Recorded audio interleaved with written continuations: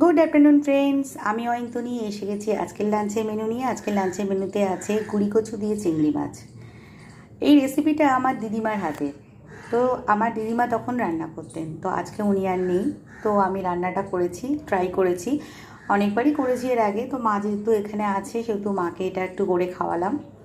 আর সঙ্গে আছে পটল দিয়ে আলু দিয়ে কালো জিরে দিয়ে মাছের ঝোল, হালকা পাতলা। ছেলে যেহেতু মাছের ঝোল পছন্দ করে, ঝোলে মাছ পছন্দ করে না, সেহেতু ওর জন্য আছে 2 পিস পেটি মাছ ভাজা। আর বন্ধুরা আছে এখানে গরম গরম ধোয়া ওঠা ভাত, সঙ্গে আছে উচ্ছে ভাতে, আর আছে স্যালাডে শসা আর লেবু। তো বন্ধুরা, এই ছিল আজকে আমার লাঞ্চের মেনু। যদি ভালো লেগে থাকে তাহলে একটা লাইক দিয়ে দেবেন। তো শুভ দুপুর বন্ধুরা, সবাই ভালো থাকবেন, সুস্থ থাকবেন।